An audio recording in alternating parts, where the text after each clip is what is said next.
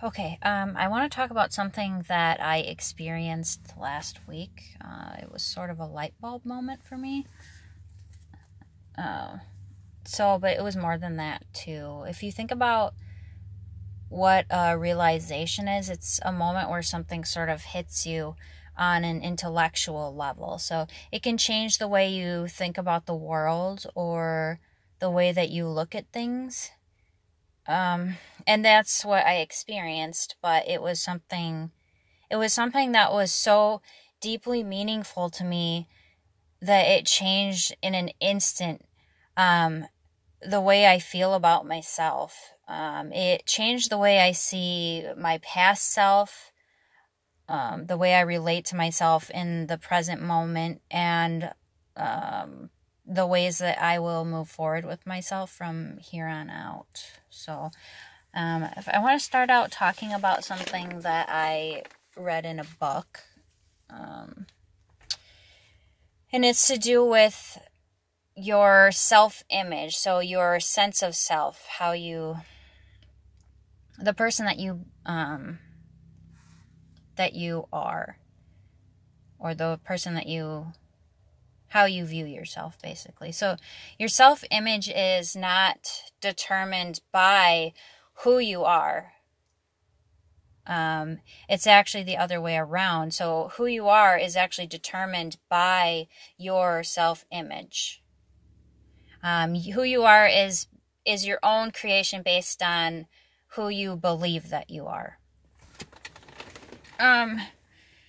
So that kind of led me to think about, well, who am I?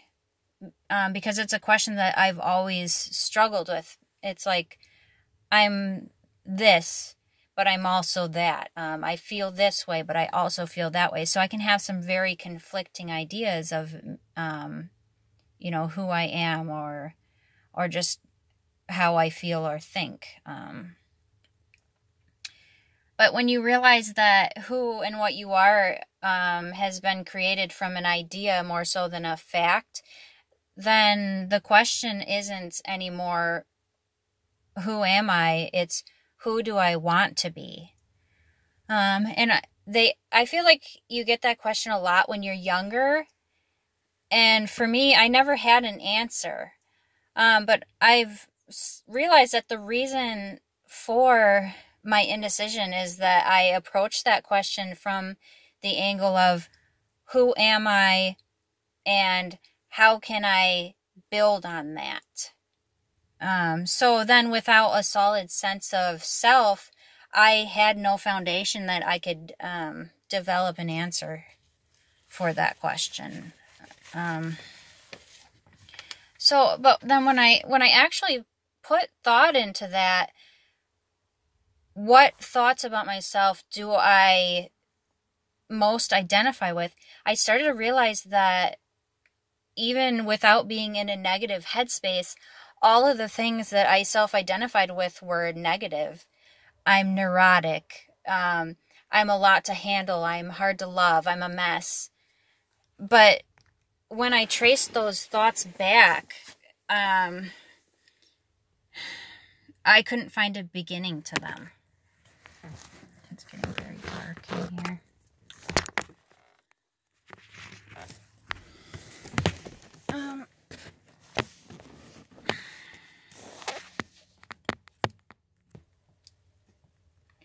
Okay, so when I traced those thoughts back, I couldn't find a beginning to them.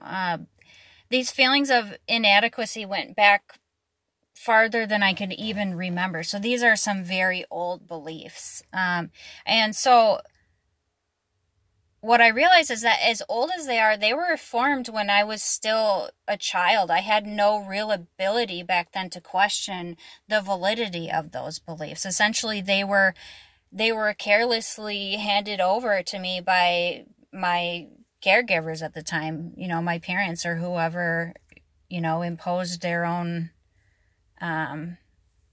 sort of beliefs on who I am. But now, up until this point, being now responsible for myself, I have not only held space for these limiting beliefs, But at every point where they were questioned, I've defended them. So at any point, if someone were to say, I think you're wonderful, or Laura, you're amazing, or anything of that nature, I would immediately dismiss those things in my mind. I would say, they don't know me, or they haven't seen what I'm really like, or even, they're crazy. So in the interest of upholding this negative self-image, I rejected any idea that challenged that. So in doing so, I've done myself a very great disservice. So, I was driving home from work a few days ago, thinking about these things and realizing that all of these ideas about myself that made me feel entirely unworthy of love, that these beliefs were not even mine. And even more so than that, they aren't even the truth.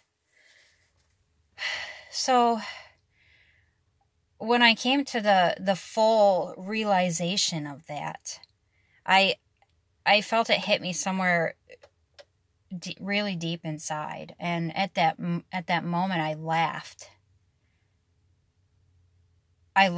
and then I immediately just burst into tears. And so as I was crying, I could feel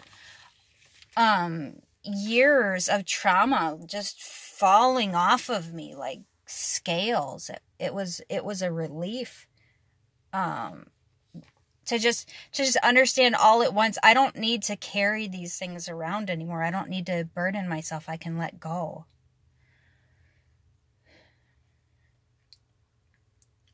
I've always been so hung up on being better, doing better, becoming better. I just stuck in that headspace of what's wrong with me and how can I fix it. And it's good to strive. It's good to have goals and forward movement. But I was so caught up in the what's wrong with me part of that I failed to realize something incredibly important. I'm already better.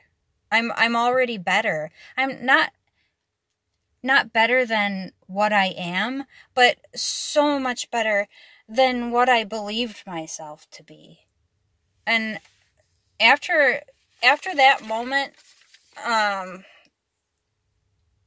of realization, that little voice in my head just suddenly became very strong, and it said, "Thank you for loving me enough to get me here."